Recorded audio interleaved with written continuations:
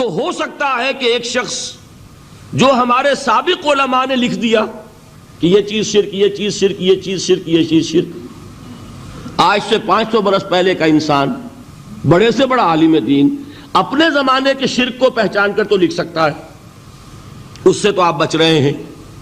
امام ابن تیمیہ نے اس کو شرک قرار دیا، اس کو شرک قرار دیا، اس کو شرک قرار دیا، کوئی شخص ہے جو اس سے تو بچ گیا۔ امام صاحب کی دی ہوئی بصیرت سے اس نے ان جو اقسام ہیں شرک کی ان کو پہچان لیا، لیکن یہ عین ممکن ہے کہ آج کے شرک کو وہ نہ پہچان رہا ہو، اپنی جگہ وہ سمجھ رہا ہو اپنے آپ کو بہت بڑا موحد، جبکہ اس دور کا جو شرک ہے اس میں ملوث ہو۔ اس کو میں نے کہا ہے کہ اس شرک کے بارے میں بڑی اجتہادی بصیرت کی ضرورت ہے۔ فارسی کا ایک شعر ہے، بڑا پیارا شعر ہے، بہر رنگے کے خواہی جامہ می پوش، من انداز قدت رامی شناسم۔ اپنے محبوب سے کہہ رہا ہے شاعر کہ تم جس طرح کا چاہو لبادہ اوڑھ لو، میں تمہیں تمہارے قد سے پہچان لوں گا، کتنا ہی چھپا لو اپنے آپ کو، کیسے ہی لباس بدل لو، بہر رنگے کے خواہی جامہ می پوش، من انداز قدت رامی شناسم، میں تمہارے قد سے تمہیں پہچان لوں گا۔ یہ اگر بصیرت نہ ہو کہ شرک کو اس کے قد سے پہچان سکیں آپ، اس کے لیے ضرورت ہے اصولوں کی۔ دیکھیے جس طرح الجبرا کے اصول ہوتے ہیں، فارمولہ ہے، فارمولہ ہاتھ میں آ گیا، مسئلے حل کرتے چلے جا رہے ہیں، آپ اپلائی کرنے کی دیر ہے فارمولے کی۔ اگر آپ نے صرف گنتی کر کے کسی زمانے کے شرک وہ تو سمجھ لیے، لیکن وہ بصیرت باطنی حاصل نہیں ہوئی، اجتہادی بصیرت، وہ اصول ہاتھ میں نہیں آئے کہ جس سے آپ پہچان سکیں، تو ہو سکتا ہے کہ اس دور کے شرک کو آپ نہ پہچان سکیں۔ اس کے لیے ضرورت ہے کہ اصل اصول ہاتھ میں آ جائیں تاکہ ان اصولوں کو اپلائی کریں۔ ایک بات مجھ سے اور سن لیجئے، میرا اپنا یہ تاثر ہے، ہمارے دین میں خیر، بھلائی، نیکی، چاہے وہ نظریے کی ہو، علم کی ہو، عقیدے کی ہو، عمل کی ہو، اخلاق کی ہو، وہ سب کیا ہے؟ وہ توحید ہی کے شجرہ طیبہ کی شاخیں ہیں۔ اور شر، برائی، گمراہی، خیالات کی ہو، نظریات کی ہو، علم کی ہو، عقیدے کی ہو، عمل کی ہو، اخلاق کی ہو، سب کے ڈانڈے شرک کے شجرہ خبیثہ سے ملتے ہیں۔ اس شجرہ خبیثہ کے برگوبار ہے جو بھی برائی ہے، عمل کی یا علم کی، اور اس شجرہ طیبہ کے برگوبار ہے جو بھی خوبی ہے، عمل کی یا عقیدے کی۔ یہ میرا تاثر ہے، اور جب تک اس انداز میں وہ آپ کو اندرونی رشتے ظاہر نہیں ہوں گے، آپ پر منکشف نہیں ہوں گے، وہ اجتہادی بصیرت جو ہے پیدا نہیں ہو سکے گی۔ اب آئیے ایک اور بات دیکھیے، شرک میں اور الحاد میں کیا فرق ہے، یہ بھی ہم نہیں سمجھتے۔ الحاد، مادہ پرستی، وہ کیا ہے؟ ایتھیزم، کسی بھی خدا کا انکار۔ ہمارے آج کے دور کی سب سے بڑی گمراہی یہ ہے۔ شرک کیا ہے؟ خداؤں کو ماننا۔ یہ کیا ہے؟ تھیزم ہے، لیکن پولی تھیزم ہے۔ توحید کیا ہے؟ مونو تھیزم ہے، ایک خدا کا ماننا۔ لیکن شرک کے اندر ایک اور حقیقت کو پہچان لیجئے، شرک میں ہمیشہ ٹاپ پر ایک خدا کو مانتے ہیں، باقی سارے خدا نیچے ہوتے ہیں، اوپر جا کر وہ توحید ہوگی ہمیشہ۔ کوئی مشرکانہ نظام ایسا نہیں ہے جو ٹاپ پر جا کر توحید نہ بن جائے۔ دیکھیے ہندو دیویاں، دیوتا بے شمار، لیکن مہادیو وہ بھی کیا دو ہیں؟ مہادیو وہ تو ایک ہے۔ انگریزی میں گاڈز، گاڈیسز، لیکن وہ چھوٹے جی سے لکھے جائیں گے، چھوٹے جی سے لکھے جانے والے gods and goddesses. Roman mythology ہو، گریک مائتھولوجی ہو، ان دیویوں دیوتاؤں کے نام ہی آپ نہیں یاد کر سکتے، لیکن گاڈ بڑے جی سے، وہ ایک ہے کہ نہیں؟ ٹاپ پر جو ہے وہ ایک ہے، اس کو وہ بھی مانتے ہیں کہ اومنی پوٹنٹ، اومنیشنٹ، اومنی پریزنٹ، علی کل شیء قدیر، بکل شیء علیم، ہر جگہ موجود، وہ تو ایک ہی ہے، وہ تو کیپٹل جی سے لکھا جائے گا۔ باقی اس کے نیچے فوج ہے دیویوں کی، دیوتاؤں کی، خداؤں کی اور خدانیوں کی، وہ گاڈز اینڈ گاڈیسز ہیں۔ عرب میں کیا تھا؟ میں نے پہلے آپ کو وہ دو مثالیں دے دی ہیں، تیسری اور ایران کی لے لیجئے، خیر کا خدا اور شر کا خدا اور، ایک یزداں ایک اہرمن، ٹھیک، سنویت ہو گئی نا، دو خداؤں کو مانا، لیکن وہی ہے جو خدائے خدائے گاں، خداؤں کا خدا، اس کو ایک ہی مانتے ہیں۔ یہی معاملہ عرب میں تھا، اللہ وہ ایک ہی تھا ان کے ہاں۔ قرآن میں آتا ہے ان سے پوچھئے وَلَئِن سَأَلْتَهُم مَّنْ خَلَقَ السَّمَاوَاتِ وَالْأَرْضَ لَيَقُولُنَّ اللَّهُ، جب ان سے کہا جاتا ہے کہ کس نے پیدا کیا آسمان اور زمین کو، یہ فوراً کہیں گے اللہ نے۔ فَأَنَّىٰ يُؤْفَكُونَ، تو یہ ماننے کے بعد کدھر جا رہے ہیں؟ وہ کیا کہتے تھے کہ وہ بڑا اللہ تو ایک ہی ہے، لیکن چھوٹے آلہہ ہیں۔ آلہہ اور اللہ میں وہی فرق ہے جو کیپٹل جی کا گاڈ اور چھوٹے جی سے گاڈز اینڈ گاڈیسز، وہی فرق ہے کہ جو مہادیو اور دیویوں اور دیوتاؤں میں ہے، وہی وہاں تھا اللہ، وہ ایک اور سپریم، سب سے بالا تر، اس سے اوپر کوئی نہیں، تخلیق میں اس کا کوئی ساجی نہیں، لیکن اس نے کچھ آلہہ ہیں جنہیں کچھ اختیارات تقسیم کیے ہوئے ہیں، کچھ اس کے لاڈلی ہستیاں ہیں جو سفارش کر سکتی ہیں۔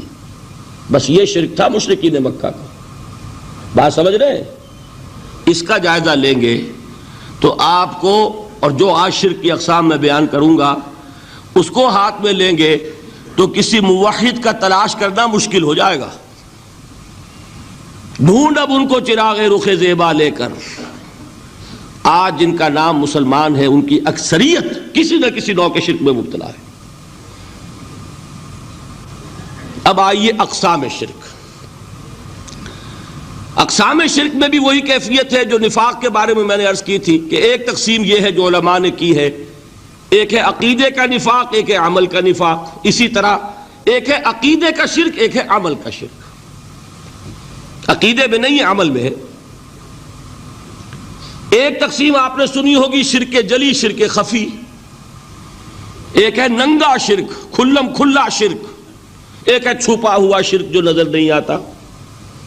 لیکن ایک مغالطہ اپنے دل سے نکال دیجئے، بعض لوگ شرک خفی کو شرک نہیں سمجھتے، یہ بہت بڑی غلطی ہے۔ اگر وہ شرک نہ ہوتا تو حضور اسے شرک نہ کہتے، کوئی اور لفظ، عربی زبان کا دامن جو ہے محدود نہیں ہے، پھر اس کے لیے کوئی اور لفظ اختیار فرمایا جاتا ہے وہ شرک۔ لیکن ایک شرک ہے جلی جو نمایاں ہے، نظر آ رہا، ایک ہے شرک خفی جو نظر نہیں آ رہا، اور وہ کتنا خفی ہو سکتا ہے اس کی ایک مثال دی حضور نے۔ شرک خفی اتنا خفی ہو سکتا ہے، ذرا مبالغہ دیکھیے جو حضور نے بات کو سمجھانے کے لیے مثال میں جو مبالغہ اختیار فرمایا۔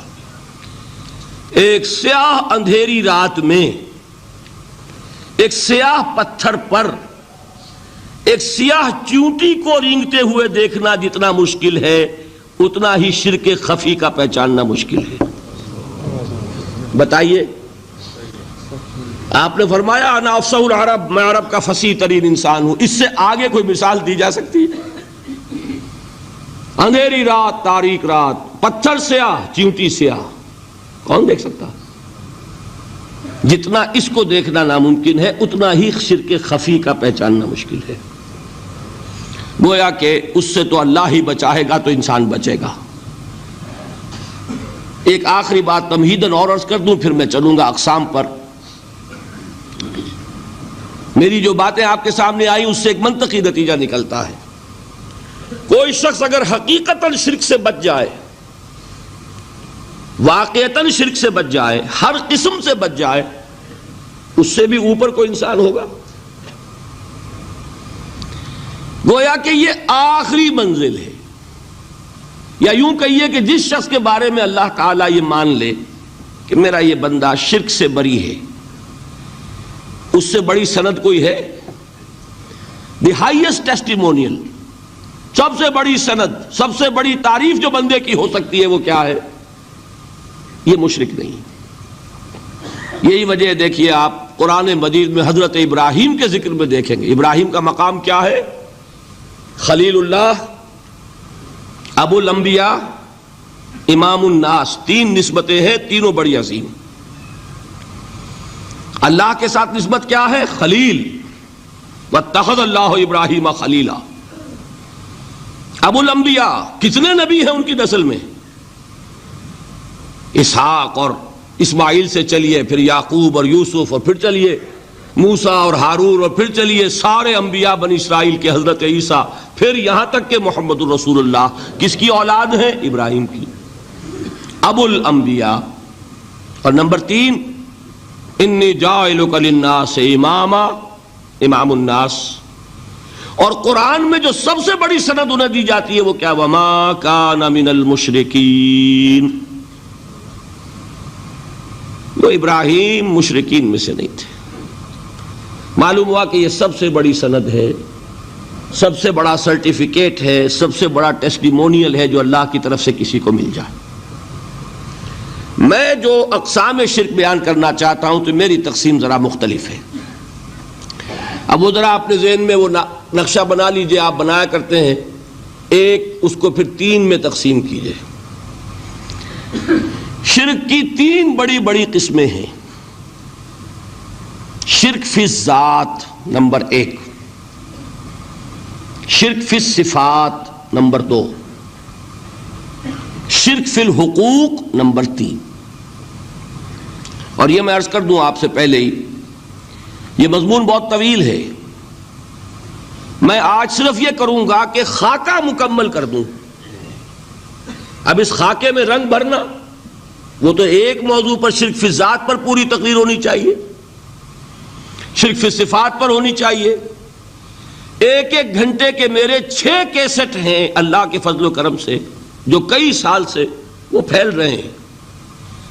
6 گھنٹے میں نے ان چیزوں کو بیان کیا، وہ موجود ہوں گے، لیکن آج وہ خاکہ ذہن میں بنا لیجئے، اور کچھ آپ کو الجبرے کے فارمولے ہاتھ میں آ جائیں تاکہ خود آپ میں صلاحیت پیدا ہو جائے پرکھنے کی کہ اس فارمولے کو اپلائی کر کے دیکھ لیں یہ شرک ہے یا نہیں۔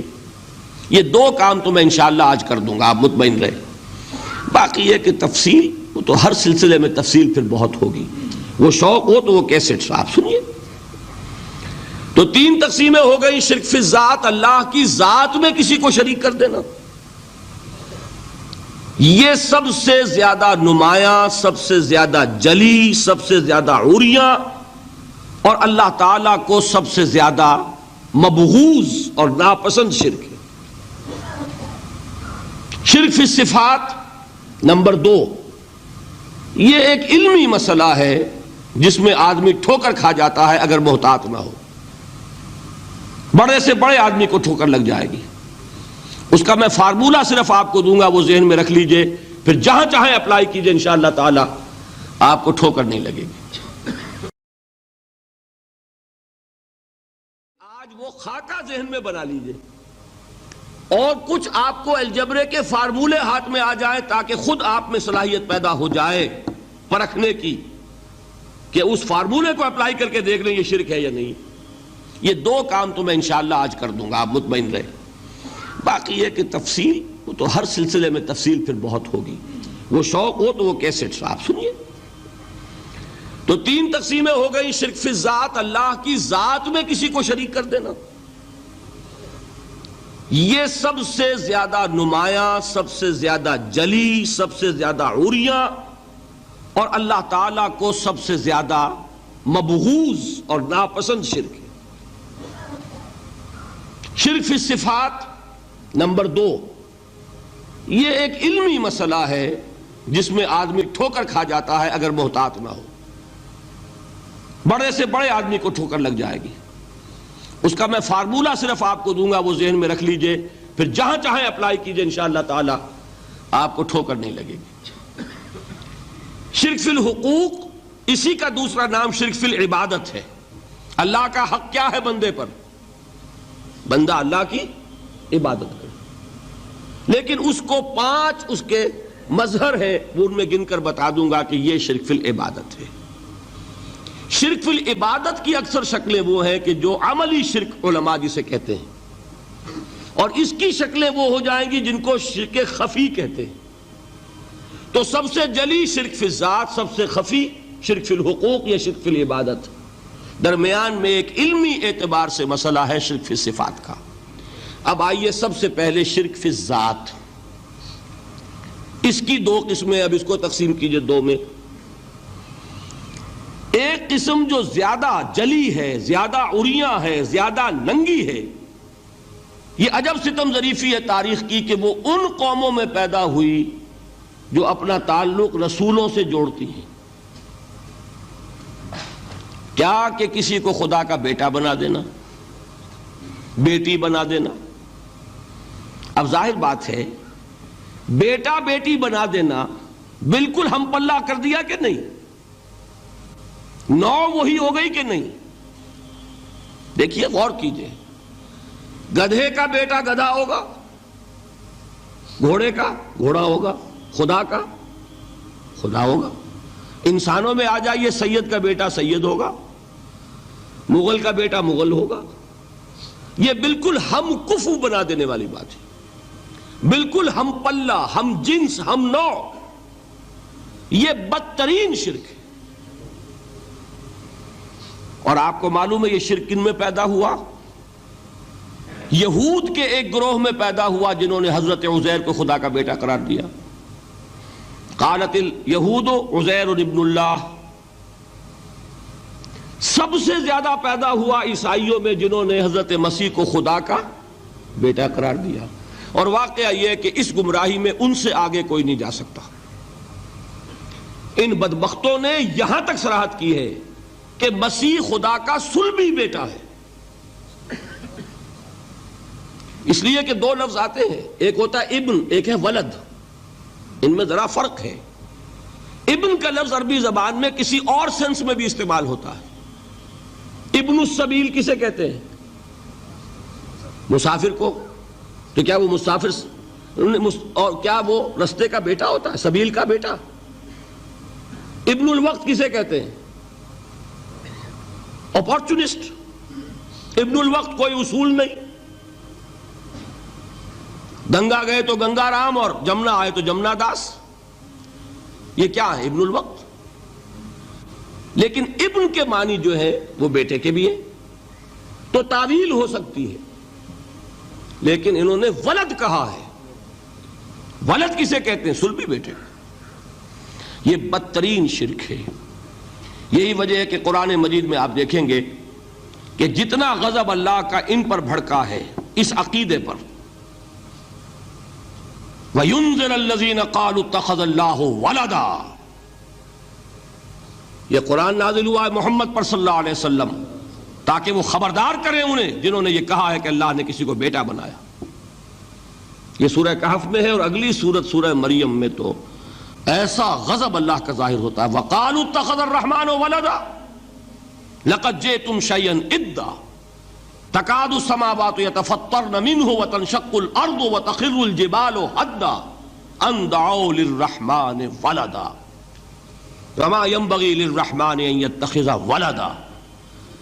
انہوں نے کہا کہ رحمان نے کسی کو بیٹا بنایا۔ تم بہت بڑی گستاخی کی بات کر رہے ہو، تمہاری اس گستاخی کی وجہ سے آسمان پھٹ پڑنے کو ہے، زمین شق ہو جانے کو ہے، اور قریب ہے کہ پہاڑ ایک دھماکے کے ساتھ گر جائیں، کہ انہوں نے خدا کے لیے بیٹا تصنیف کر دیا۔ حالانکہ اللہ رحمان، اس کی شان اس سے بہت بلند و بالا ہے کہ اس کے کوئی بیٹا ہو۔ اس کی وجہ بھی سمجھ لیجئے کہ بیٹے کی ضرورت کسے ہوتی ہے؟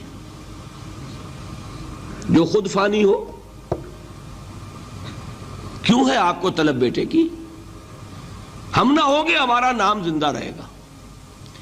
یہ ایک اٹرنل ہونے کی خواہش ہے، انہیرنٹ، نام چلے گا۔ اسی لیے بیٹی سے آدمی سمجھتا ہے کہ نام نہیں چلتا۔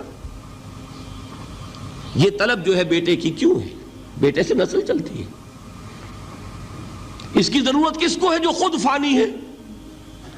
وَمَا يَنبَغِي لِلرَّحْمَٰنِ أَن يَتَّخِذَ وَلَدًا، جو خود باقی ہے ہمیشہ کے لیے، اس کو کوئی احتیاج نہیں. تو آپ نے بات سمجھ لی. میں بہت مختصر بات کروں گا آج. اسی طریقے سے حضرت ابراہیم کی نسل سے تھے جو مکے کے لوگ اور عرب کے لوگ، بنی اسماعیل. جو موحد کامل تھا ابراہیم، جس کو اتنی مرتبہ سند ملی وما کان من المشرکین، ان کی نسل میں وہ لوگ تھے جنہوں نے فرشتوں کو خدا کی بیٹیاں بنا دیا. یہ جو ان کی دیویاں تھیں یہ مؤنث، لات، عزا، منات، یہ سب کیا مؤنث نام ہے. انہوں نے یہ کہا کہ فرشتے جو ہیں وہ خدا کی بیٹیاں ہیں. اصل میں عقیدہ کیسے ہوتا ہے؟ انہوں نے کہا بڑے لاڈلے ہیں، لاڈلی ہوتی ہے بیٹی بہت زیادہ، تو یہ خدا کی بیٹیاں ہیں. ہوتے ہوتے ان کا یہ عقیدہ ایسا پکا ہوا کہ بجائے استعارے کے اب انہوں نے حقیقت بنا دیا یہ خدا کی بیٹیاں ہیں. ان پر قرآن مجید نے کئی جگہ پر ذرا ایک لطیف انداز میں تنزیہ پیرائے میں بھی کہا ہے کہ بھائی تم نے خوب کیا، انہوں نے الاٹ کیا تو بیٹا تو کیا، تم نے اللہ کو الاٹ کی تو بیٹیاں کی جو تمہیں خود پسند نہیں. الکم البنون، تمہارے لیے بیٹے ہوں، وَلَهُ الْبَنَاتُ، اور اس کے لیے بیٹیاں. تو یہ تو ذرا ایک لطیف انداز ہے، تنزیہ پیرایا ہے. لیکن ان تینوں کو اب آپ ایک جگہ کر لیجئے. بیٹا بیٹی قرار دینے کا شرک، یہ کیا ہے؟ شرک فی الذات، ہر اعتبار سے اللہ کا مثل بنا دینا، ہم کف بنا دینا، ہم پلہ بنا دینا، ذات میں شریک کر دینا. یہ بدترین شرک ہے. یہی وجہ ہے دیکھیے قرآن مجید کی عظیم ترین سورت کون سی ہے؟ سورہ اخلاص، جو ایک تہائی قرآن کے مساوی حضور نے قرار دیا، جس کو سنو سے قرآن کے مساوی، وہ در حقیقت اسی شرک کی نفی پر ہے. قل هو اللہ احد اللہ الصمد لم یلد ولم یولد ولم یکن لہ کفوا احد. یہی آیا اس میں سورہ بنی اسرائیل کی آیت آخری میں نے سنائی تھی، وَقُلِ الْحَمْدُ لِلَّهِ الَّذِي لَمْ يَتَّخِذْ وَلَدًا.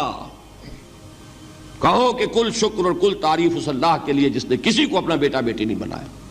ولد دونوں پر جاتا ہے، اولاد جیسے آپ کہتے ہیں، اولاد بیٹا بیٹی شریک ہوتے ہیں، نہ اس کا کوئی بیٹا نہ اس کی کوئی بیٹی، نہ وہ جنا گیا نہ اس نے کوئی جنا. ایک قسم تو یہ ہوئی شرک فی الذات کی. دوسری قسم کیا ہے؟ یہ ان مذاہب میں ہوئی ہے جو نبیوں اور رسولوں کی طرف نسبت نہیں رکھتے بلکہ فلسفیانہ مذاہب ہیں. ہندوستان کے اکثر مذاہب فلسفیانہ ہیں. فلسفیانہ مذاہب میں یہ شرک فی الذات کس شکل میں پیدا ہوا؟ دو شکلیں پیدا ہوئیں. ایک ہماؤست اور ایک حلول. حلول کیا ہے؟ اللہ نے کسی انسان کے اندر اپنے آپ کو حل کر دیا، انسانی شکل میں وہ خود ظاہر ہو گیا.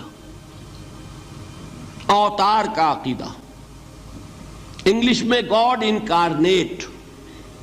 عیسائیوں میں بھی حضرت مسیح کو گاڈ انکارنیٹ بھی قرار دیا جاتا ہے. خود خدا نے یہ شکل اختیار کر لی. رام چندر جی ہوں، کرشن جی مہاراج ہوں، کیا ہے؟ یہ اوتار ہیں. اللہ نے ان میں حلول کیا یا اللہ نے ان کی شکل میں ظہور کیا. سمجھ میں آ گیا؟ اور ایک عقیدہ کیا ہے؟ یہ بڑا فلسفیانہ مسئلہ ہے، دیکھیے بڑا ٹیڑھا مسئلہ ہے یہ، لیکن میں اس وقت اس کی تفصیل میں نہیں جاؤں گا، بہت باریک باتیں ہو جائیں گی. مسئلہ کیا ہے کہ اگر خدا کو مان لے تو پھر سوال یہ ہے کہ خدا نے اس کائنات کو کیسے پیدا کیا.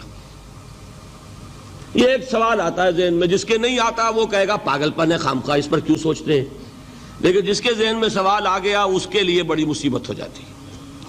وہ تو سوچتا ہے، انسان کا اختیار نہیں ہوتا اپنے ذہن پر. وہ لاکھ روکے اسے مت سوچو، وہ اور سوچے گا. یہ مصیبت ہے فلسفیوں کی.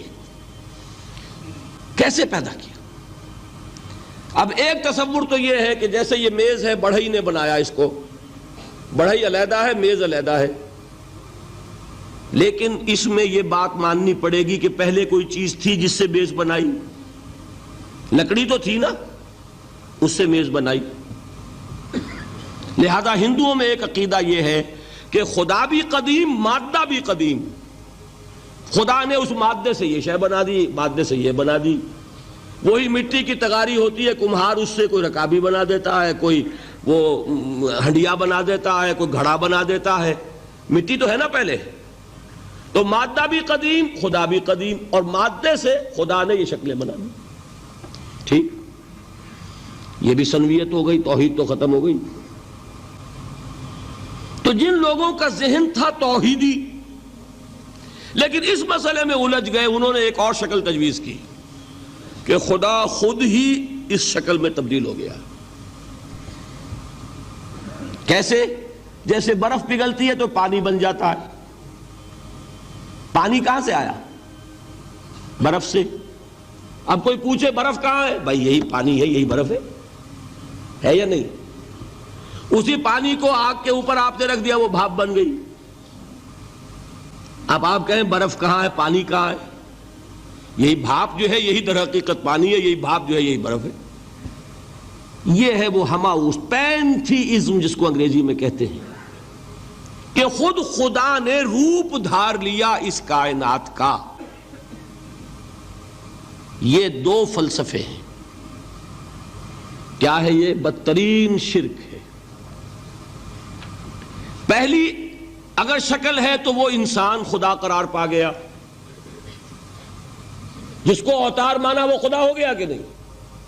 اور دوسری شکل میں تو ہر چیز ہی خدا ہے، یہ بھی خدا، یہ بھی خدا، پتھر بھی خدا، درخت بھی خدا، ہر چیز خدا. اس لیے کہ وہ برف پگھلی ہے تو پانی بنا ہے. وہ پانی چاہے زیر زمین آ رہا ہے، وہ پانی چاہے زمین کے اوپر دریا کی شکل میں آ رہا ہے یا زمین میں سوتے چل رہے ہیں، پانی تو وہی برف ہے جو پہاڑوں پر ہمالیہ پر پڑا ہوا ہے، وہی پگھل رہا ہے، یہ کچھ بن رہا ہے. یہ ہے شرک فی الذات کی دوسری قسم جو دنیا میں رہی، پینتھیزم اور انکارنیشن، یا حلول اور ہماؤست. سمجھ میں آگے؟ اب میں ایک بات آپ سے عرض کروں گا. اللہ کا اس امت پر بہت بڑا فضل ہے جس کا آپ کو شکر ادا کرنا چاہیے. اس نوع کے شرک سے یہ امت 15ویں صدی شروع ہو جانے کے باوجود تاحال بحیثیت مجموعی محفوظ ہے.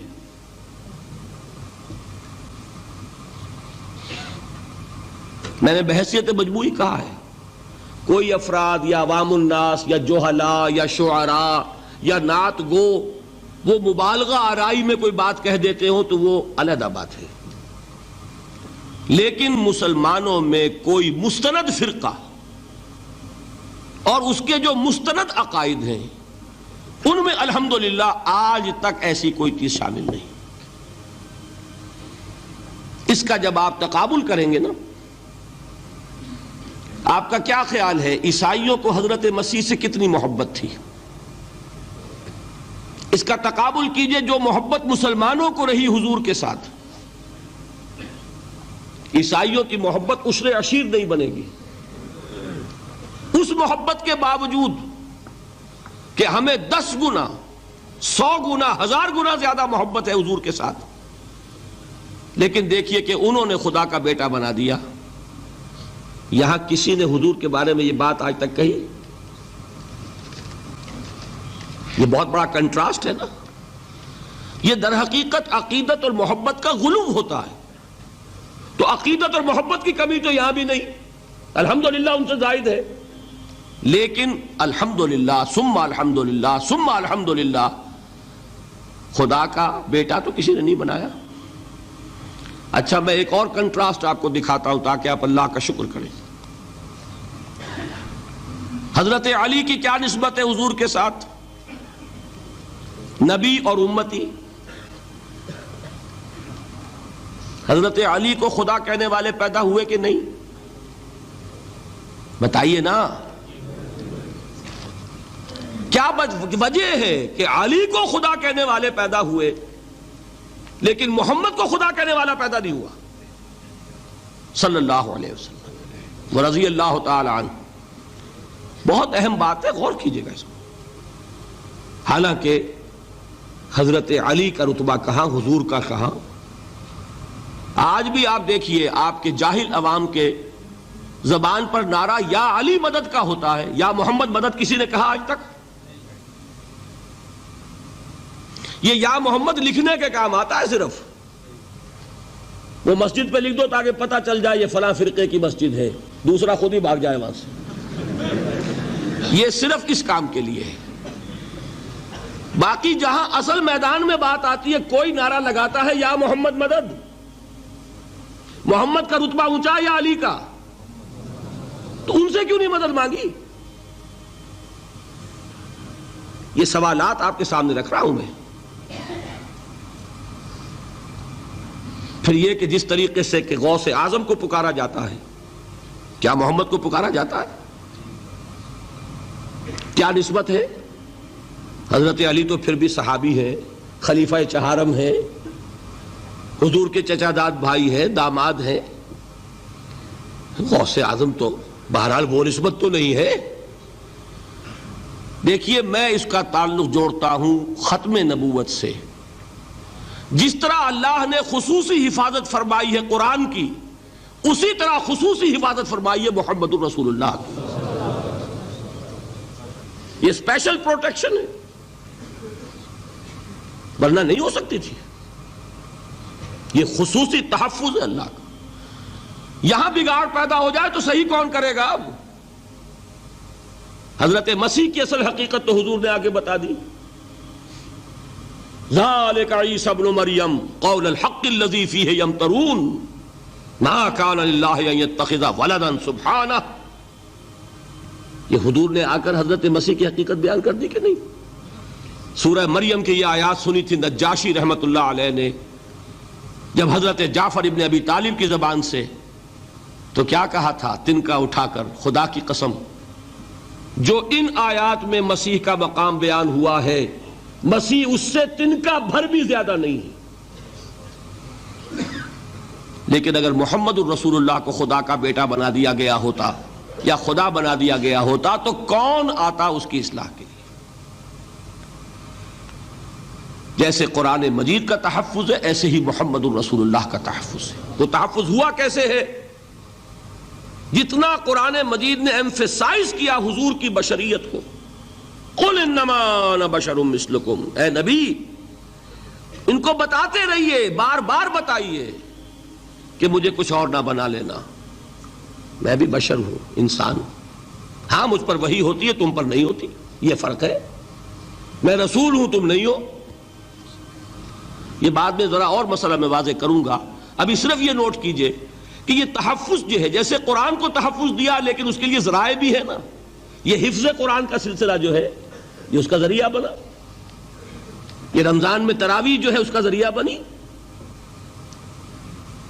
ہمارے ملکوں کے اندر تو حفاظ کو مسجدیں نہیں ملتی، تلاش کرتے پھرتے ہیں.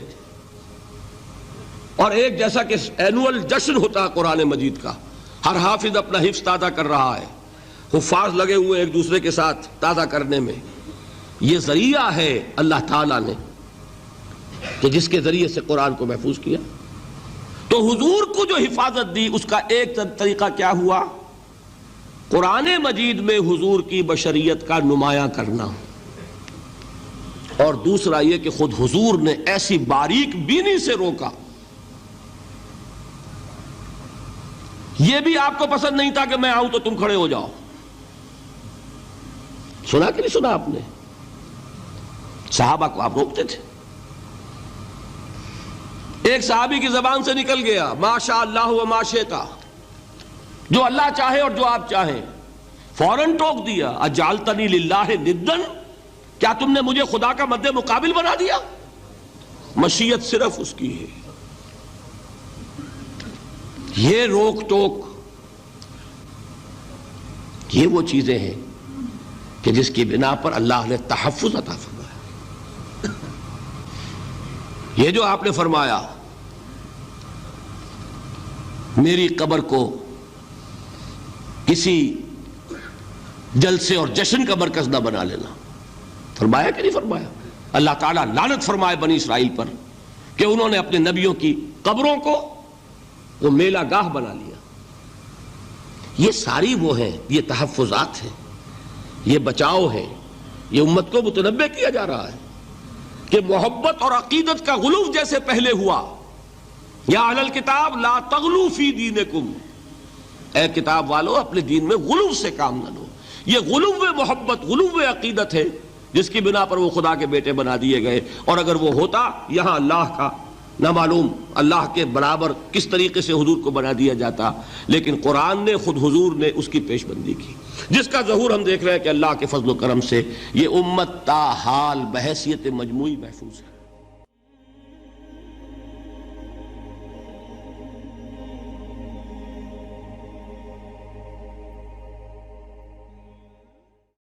اب آئیے شرک فی الصفات۔ میں نے عرض کیا تھا کہ یہ ایک بڑا علمی مسئلہ ہے اور اس میں ٹھوکر لگ جاتی ہے۔ وجہ کیا ہے اس کو سمجھ لیں۔ بنیادی بات، ہماری زبان جو ہے وہ بہت محدود ہے، ہماری ہی زبان ہے جسے اللہ نے ذریعہ بنایا اپنی ہدایت کا، ورنہ ہمارے پلے نہ پڑتی بات، ظاہر ہے نا۔ لیکن ہماری زبان کی محدودیت ہے۔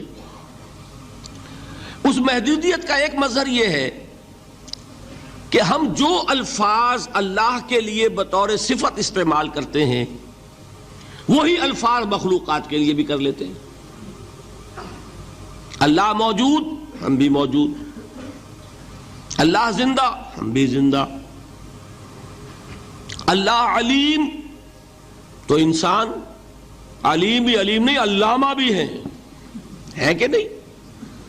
یہ تو بڑا مبالغے کا لفظ ہے، انسان علامہ ہے کہ نہیں؟ اللہ دیکھتا ہے، بصیر ہے، ہم بھی بصیر ہیں۔ اللہ سنتا ہے، سمیع ہے، ہم بھی سنتے ہیں۔ اللہ کو قدرت حاصل ہے، کچھ ہمیں بھی حاصل ہے۔ ایک مکہ مارا تھا حضرت موسیٰ نے، جان نکال دی تھی کہ نہیں؟ ہے نا کچھ نہ کچھ۔ اللہ چاہتا ہے، ہم بھی چاہتے ہیں۔ اسی دیکھیے چاہت میں وہ ہو گیا تھا جس پر روک دیا حضور نے، ما شاء اللہ وما شئت اجعلتنی للہ ندا، کیا تم نے مجھے اللہ کا مد مقابل بنا دیا؟ دھوکہ ان الفاظ کے اشتراک کی وجہ سے لگ جاتا ہے۔ بات سمجھ میں آئی؟ اب اس میں فارمولہ میں نے عرض کیا تھا کہ ایک نوٹ کر لیں تو مسئلے سارے حل ہو جائیں گے۔ جب ہم کوئی لفظ بطور صفت اللہ کے لیے بولتے ہیں اور اسی لفظ کو مخلوق میں سے کسی کے لیے بولتے ہیں، مخلوق میں سب آ گئے، جمادات، حیوانات، انسان، اولیاء اللہ، فرشتے، انبیاء، رسول، سب مخلوق تو ہے نا۔ تو کل مخلوقات کو جب ہم ایک لفظ بطور صفت استعمال کریں گے اللہ کے لیے اور اسی لفظ کو استعمال کریں گے بندوں کے لیے، تو ان میں 3 فرق ہیں جو ذہن میں رہنے چاہیے، گن کر یاد کیجئے۔ اللہ کی ذات قدیم ہے، ہمیشہ سے ہے، اسی طرح اس کی صفت بھی قدیم ہے، ہمیشہ سے ہے۔ مخلوقات حادث ہیں، ان کی صفات بھی حادث ہیں۔ حادث قدیم کے مقابلے میں کہ پہلے نہیں تھی پھر ہو گئی۔ ایک فرق، اللہ کی ذات از خود ہے، کسی اور نے تو اس کو وجود نہیں بخشا نا۔ اللہ کا وجود از خود ہے، ذاتی ہے۔ اسی طرح اس کی صفات ذاتی ہیں، کسی اور کی عطا کردہ نہیں ہے۔ مخلوق کوئی ہو کسے باشد، ان کا وجود ذاتی نہیں عطائی ہے، اللہ نے دیا تو وجود ملا۔ اسی طرح ان کی صفات عطائی ہیں، ذاتی نہیں۔ دو فرق ہو گئے. اللہ کی ذات مطلق ہے، لا محدود، اسی طرح اس کی صفات مطلق ہیں، لا محدود. مخلوق کی ذات محدود کسے باشد، صفت بھی محدود. تین فرق ہے، ذاتی عطائی، قدیم حادث، لا محدود محدود. تین فرق ذہن میں رہیں تو جو صفت بھی آپ اب بولیں گے اس میں یہ تینوں باتیں ذہن میں رہیں. سمجھ میں آ گئی بات؟ اب اس کا اطلاق کیجئے تو یہ علم غیب کا مسئلہ حل ہو جائے گا. یہ بھی لا ینحل سمجھا جاتا ہے نا. علم کسی کا بھی ہو، انسان، فرشتہ، اولیاء، انبیاء، رسول، حضور صلی اللہ علیہ وسلم، کسی کا بھی حادث ہے، قدیم نہیں ہے، عطائی ہے، ذاتی نہیں ہے، محدود ہے، لا محدود نہیں ہے. تین باتیں مان لیں، شرک نہیں ہوگا. ان میں سے ایک کو ساقط کر دیں، شرک ہو جائے. آئی بات سمجھ؟ اللہ کی قدرت ذاتی ہے، عطا کردہ نہیں. مخلوق میں جس کو قدرت حاصل ہے وہ عطائی ہے، ذاتی نہیں. اللہ کی قدرت لا محدود، یفعل ما یشاء فعال لما یرید علی کل شیء قدیر. ہم مخلوق کوئی بھی ہو اس کی قدرت محدود. اللہ کی قدرت جب سے وہ ہے ہمیشہ سے ہے، ہمیشہ سے قدرت بھی ہے. اور مخلوق میں سے قدرت یہ حادث ہے. تینوں چیزیں سامنے رہیں، شرک نہیں ہوگا. ایک چیز کی بھی کمی ہو گئی، شرک ہو جائے. یہ ساری صفات پر لے آئیے. اللہ کی حیات ذاتی، ہماری عطائی. لائی حیات آئے، قضا لے چلی چلے، اپنے بس میں نہ آنا تھا نہ جانا ہے. زندگی اس کی عطا کردہ ہے، جب چاہے لے لے. اللہ کی حیات بھی ایسی ہے کیا؟ ذاتی، الحی. ہماری حیات محدود، ویسے بھی محدود. موت آئے گی، شاید ختم ہو جائے. چلیے موت ختم نہیں کرتی، ہم سمجھتے ہیں کہ وہ ہماری ابدی ہے. محدود اس معنی میں تو ہے کھانے کو نہ ملے تو کمزوری، ذرا کام کیا تو تکان، نیند بھی آ رہی ہے، اونگ بھی آ رہی ہے. اور اس کی حیات الحی القیوم لا تاخذہ سنۃ ولا نوم.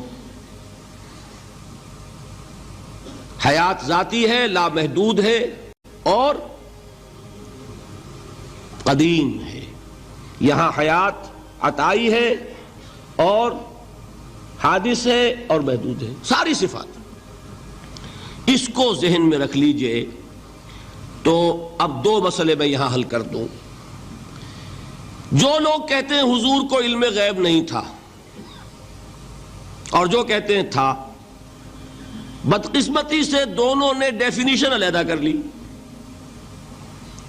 جو ڈیفینیشن نفی کرنے والوں نے کی ہے اس کی وجہ سے، اس کے اعتبار سے واقعتاً نہیں تھا. انہوں نے ڈیفینیشن یہ کی ہے، تعریف یہ کی ہے، وہ علم جو خود حاصل ہو جائے. اللہ کا عطا کردہ علم جو ہے وہ کہتے ہیں وہ غیب نہیں ہے. تو وہ بھی مانتے ہیں کہ ہر علم جو حضور کو حاصل ہے وہ اللہ کا عطا کردہ. میں سائی والی میں یہ سارے مرحلے میں نے طے کیے نا اپنے زمانہ طالب علمی میں. مولانا منظور احمد شاہ صاحب ہیں سائی وال میں ایک، میں ان کے پاس حاضر ہوا. میں نے کہا جی یہ مسئلہ کیا ہے علم غیب کا، مجھے ذرا سمجھائیں. انہوں نے ایک کتاب اپنی نکالی کہ دیکھیے صاحب، ہم حضور کے علم کے بارے میں یہ باتیں مانتے ہیں. حضور کا علم حادث ہے، قدیم نہیں ہے. حضور کا علم محدود ہے، لا محدود نہیں ہے. حضور کا علم عطا کردہ ہے، ذاتی نہیں. میں نے کہا یہ تین باتیں اگر آپ مان لیں تو میرا تو جھگڑا کوئی نہیں آپ سے. ہوتا کیا ہے جب آئیں گے وعظ میں، خطابت میں، تو عالم ما کان وما یکون، اب الفاظ وہ استعمال کر جائیں گے. ایک واعظ ہے، عام مقرر ہے، واہ واہ ہوتی ہی نہیں، نعرے لگتے ہی نہیں، محفل میں گرمی آتی نہیں جب تک کہ ایسے مبالغے نہ کریں. لیکن وہ چیز لکھی ہوئی ان کے ہاں ہے. کہ حضور کا علم حادث ہے، قدیم نہیں ہے. حضور کا علم محدود ہے، لا محدود نہیں ہے.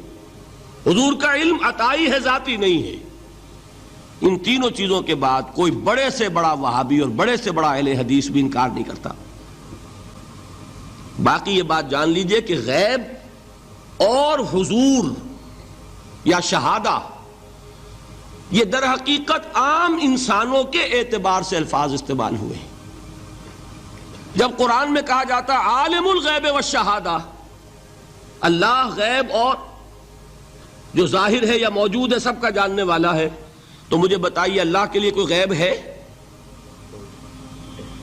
اللہ کے لیے کوئی شے غیب ہے؟ تو کیوں کہا جا رہا ہے عالم الغیب والشہادہ؟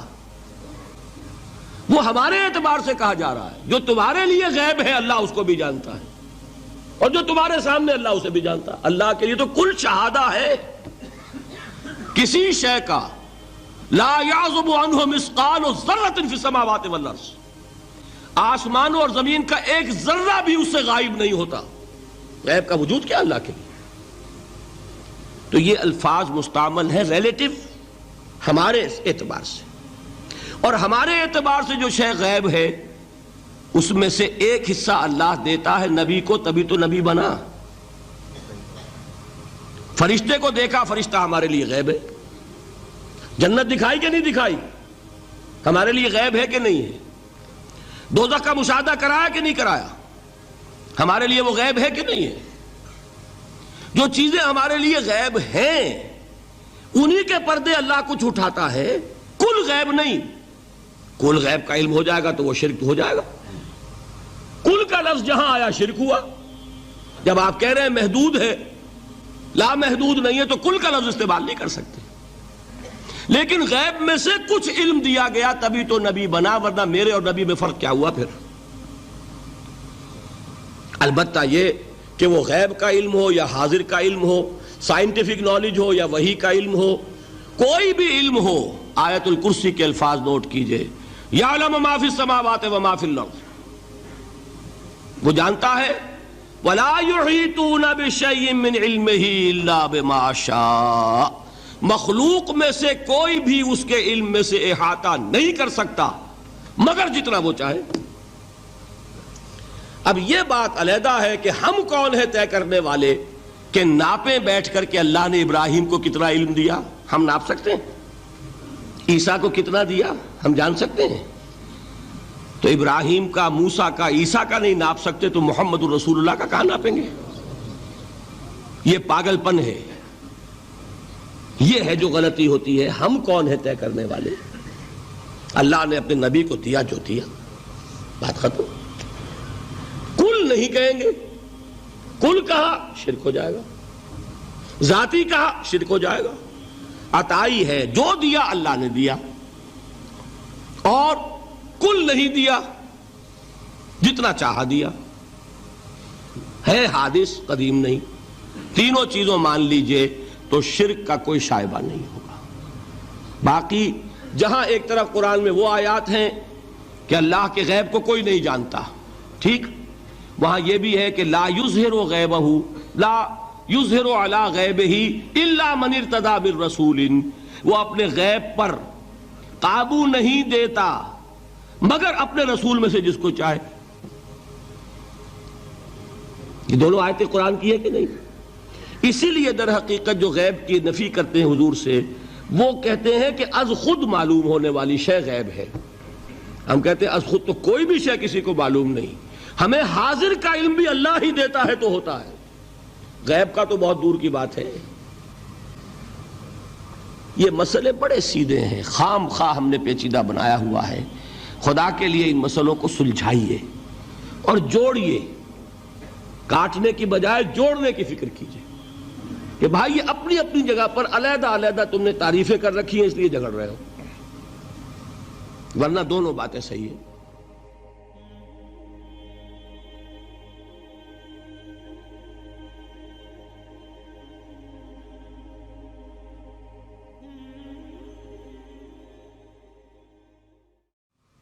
شرک فی العبادت یا شرک فی الحقوق.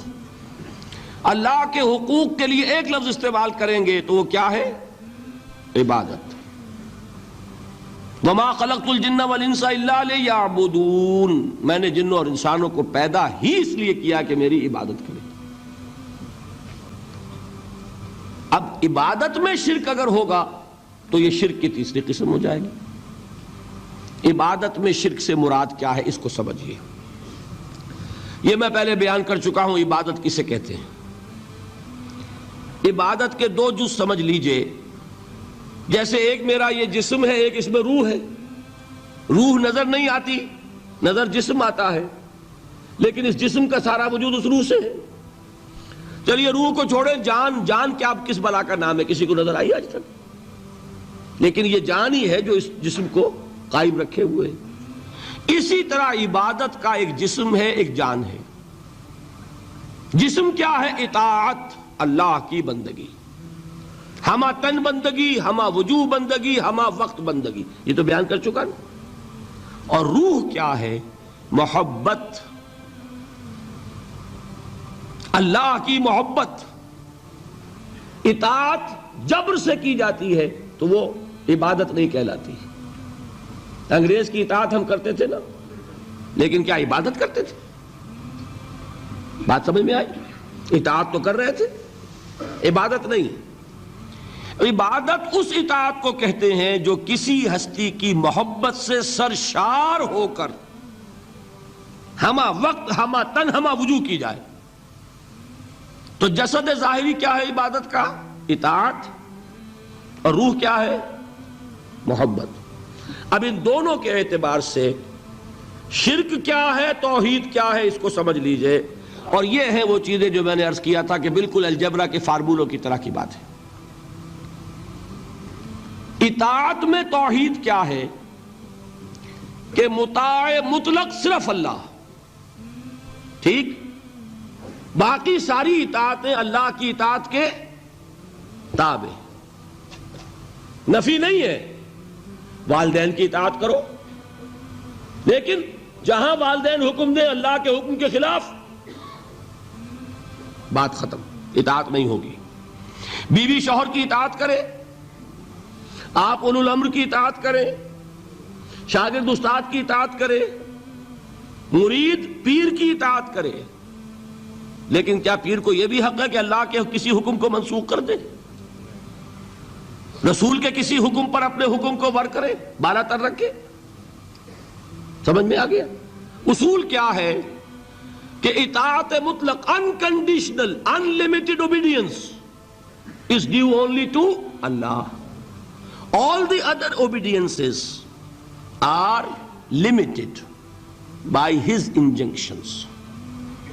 اس کو حضور نے کیسے بیان کیا؟ لا طاعت لمخلوق فی معصیت الخالق. مخلوق میں سے کسی کی اطاعت نہیں ہوگی جس میں خالق کی معصیت لازم آ رہی ہو. جہاں اللہ کا کوئی حکم نہیں ہے آپ میرا حکم مان لیجئے، یہ شرک نہیں ہوگا. جہاں اللہ کا حکم ہے اس کے خلاف میں حکم دوں اور آپ مان لیں تو یہ شرک ہو جائے گا. بات سمجھ میں آ گئی کہ نہیں؟ اب اس کو اپلائی کیجئے. ایپلیکیشن بالکل انڈیویجول لیول پر کیجئے. پہلے اللہ کا حکم کیا ہے؟ فجر کا وقت ہو گیا، نماز پڑھو.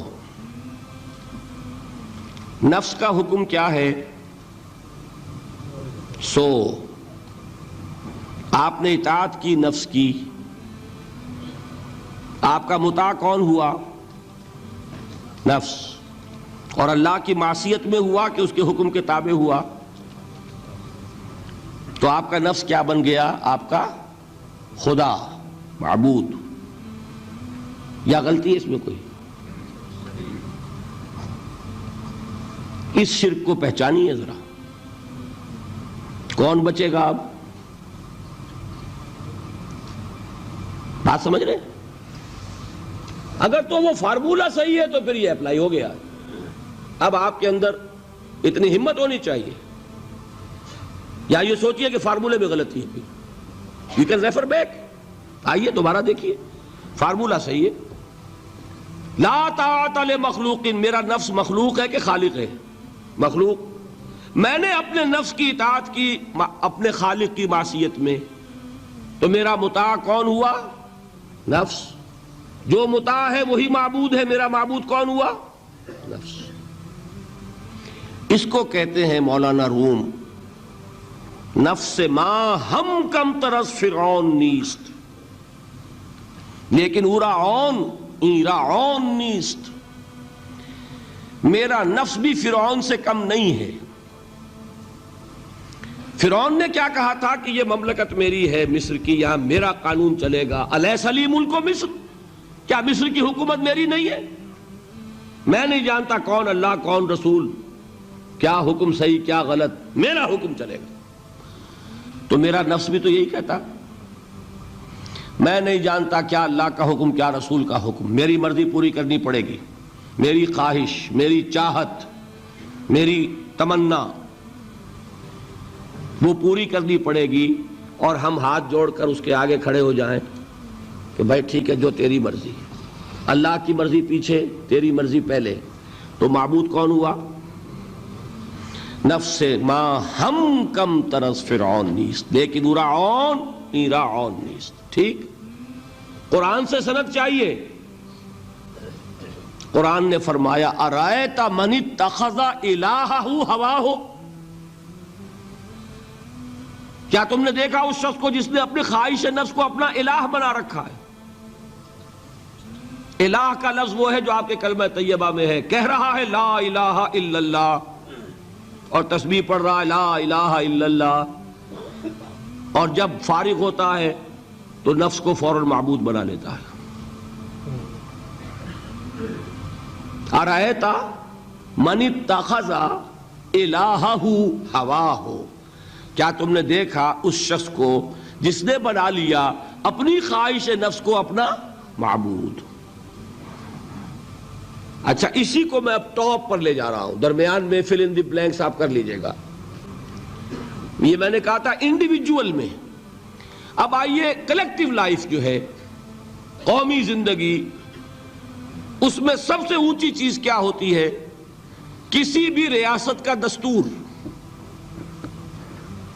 دستور میں کیا بات طے ہوتی ہے؟ اولین کہ حاکمیت کس کی ہے. ٹھیک. اگر آپ نے کہا جمہور کی حاکمیت ہے، کسی نے کہا فلاں خاندان کی حاکمیت ہے، کیا ہوا؟ یہ ہوا کہ نہیں؟ گھبرا کیوں رہے ہیں؟ پکڑے نہیں جائیں گے؟ بات تو صحیح کہیے. قرآن کیا کہتا ہے؟ ان الحکم الا للہ. قرآن کی آیت ہے کہ نہیں؟ یہ نہیں ہے کہ تمہارا کوئی اختیار نہیں، تمہارا اختیار ہے، تم قانون سازی کر سکتے ہو، but with in the limits of the injunctions of the Quran and the Sunnah. اگر تم نے حاکمیت مطلقہ کا دعویٰ کیا، جو چاہوں حکم دوں، جو چاہے ہم قانون بنائیں، تو یہ حاکمیت مطلقہ ہے، اور یہی اس دور کا سب سے بڑا شرک ہے. قبر پرستی کا شرک سب کو معلوم، یہ شرک نہیں معلوم. جمہوریت ان اٹس ایسنس اس دنیا کا سب سے بڑا شرک ہے اس دور کا. Human sovereignty in any form, individual ہے تو شرک، اگر وہ پاپولر سوورنٹی ہے تو شرک، کوئی فرق نہیں واقع ہوتا. اقبال نے ایسی باتیں جو کہی ہیں وہ اصل میں اس دور کے شرکوں کو پہچانا اقبال نے، اس لیے کہ اس دور کے فلسفوں کو علماء نے پڑھا نہیں. وہ سطحی طور پر جو الفاظ ہیں ان سے کچھ بات سمجھ لیتے ہیں، گہرائی میں اتر کر فلسفہ کیا ہے، حاکمیت کسے کہتے ہیں، جمہوریت کسے کہتے ہیں. جمہوریت is popular sovereignty, know limits. جو بھی لیجسلیٹو اتھارٹی ہے، عوام کے نمائندے جو قانون چاہے بنائیں، وہ ہم جنسی کو جائز کرنا چاہے اختیار ہے. دو مردوں کو میاں بیوی کی حیثیت سے لائسنس دیں رہنے کے لیے، لیگل لائسنس، جائز ہے، قانون ان کا مرضی ہے، جو چاہے بنائے. They don't accept any limitation to their legislative authority. We are sovereign. کیا مطلب؟ ہم جو چاہے قانون بنائیں. یہی تو شرک ہے. کیا کہا اقبال نے؟ ہم نے خود شاہی کو پہنایا ہے جمہوری لباس، جب ذرا آدم ہوا ہے خود شناس و خود نگر. ابلیس کا ایک چیلا کہتا ہے کیوں گھبراتے ہو جمہوریت و جمہوریت سے؟ وہی بادشاہی ہے، ہم نے اس کو جمہوری لباس پہنا دیا ہے. پہلے ایک آدمی بادشاہ ہوتا تھا، ایک ہوتا تھا فرعون، اب ساری قوم فرعون ہے. وہ فرعون کہتا تھا نا کہ میں جو چاہوں قانون بناؤں. I don't accept any limitation to my authority. Well, I am the sovereign. آج عوام کہتے ہیں. فرق کیا ہو گیا؟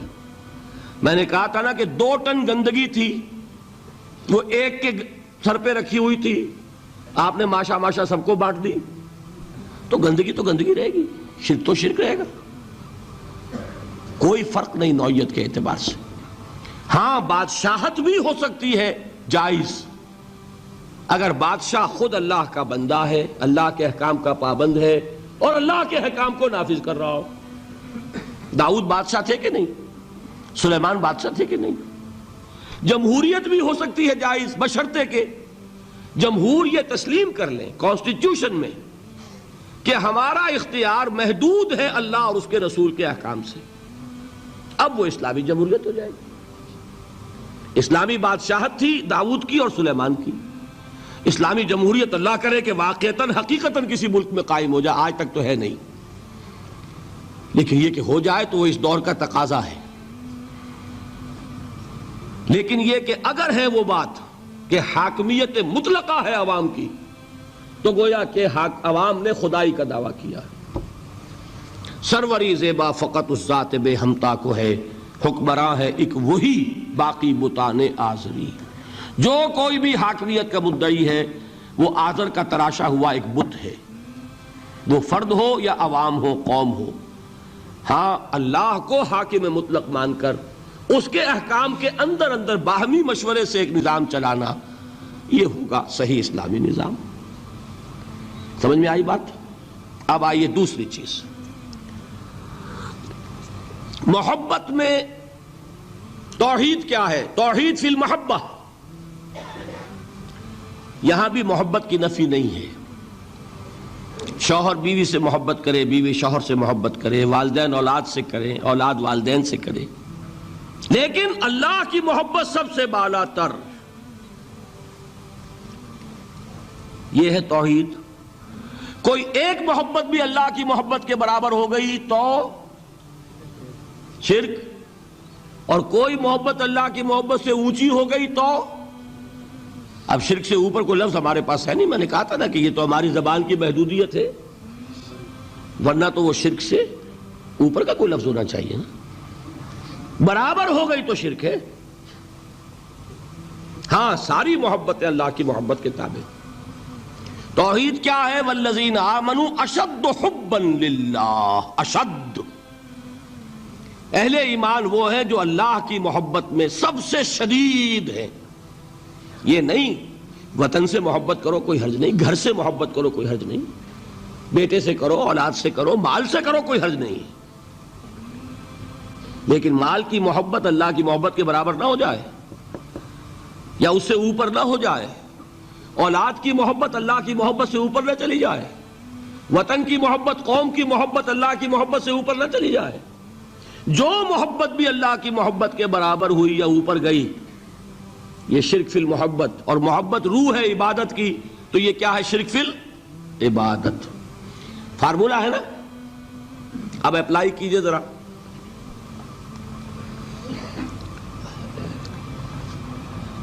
آپ کو معلوم ہے کوئی شے آپ کے لیے لینی حرام ہے، رشوت ہے کوئی پیش کر رہا ہے، حرام ہے، لیکن مال کی محبت کے ہاتھوں مجبور ہو کر آپ نے لے لی. محبوب تر کون ہے، اللہ یا مال؟ نہیں، اس معاملے میں کون ہے؟ وہ تو مال ہے نا. مشکل ہے، ماننا مشکل ہے. وہ تو چاہتے ہیں شرک کے موضوع پہ تقریر ہو تو بس وہی 2-4 مسئلے جو ہیں انہی پر دھواں دار تقریر ہونی چاہیے، ہمیں کوئی نہ چھیڑے۔ براہیمی نظر پیدا مگر مشکل سے ہوتی ہے، حوث چھپ چھپ کے سینوں میں بنا لیتی ہے تصویریں۔ باہر کے بت آپ توڑ دیں گے، یہ اندر جو بت خانہ آباد ہے اسے کون توڑے گا؟ مال محبوب تر ہو گیا اللہ سے تو آپ کا معبود حقیقتاً کون ہے؟ مال۔ آپ کو کیا کہا جانا چاہیے؟ زر پرست۔ دعویٰ کیا ہے؟ خدا پرستی کا، حقیقت میں ہے زر پرست۔ اور اگر دلیل چاہیے تو حضور کا فرمان تعس عبد الدینار وعبد الدرہم، ہلاک ہو جائے یا ہلاک ہو گیا درہم و دینار کا بندہ۔ کون ہے درہم و دینار کا بندہ؟ جس کے لیے درہم و دینار اتنے محبوب ہو جائیں کہ وہ اس کے لیے اللہ کے احکام کو توڑ دے۔ تو وہ کس کی بندگی کر رہا ہے؟ دولت کی۔ نام کیا ہے؟ عبد الرحمن، حقیقت میں کیا ہے؟ عبد الدینار۔ نام تو رکھنا آسان ہے، ماں باپ نے رکھ دیا، یہ محمد فرما رہے ہیں صلی اللہ علیہ وسلم، عبد الدینار و عبد الدرہم، درہم و دینار کا بندہ، لفظ عبد۔ ٹھیک ہے، اب اپنا جائزہ لے لیجئے، اللہ تعالی ہمیں توفیق دے کہ ہم اپنے اندر جھانکیں کہ شرک کون کون سے ہے، کہاں کہاں ہے۔ حوث چھپ چھپ کے سینوں میں بنا لیتی ہے تصویریں۔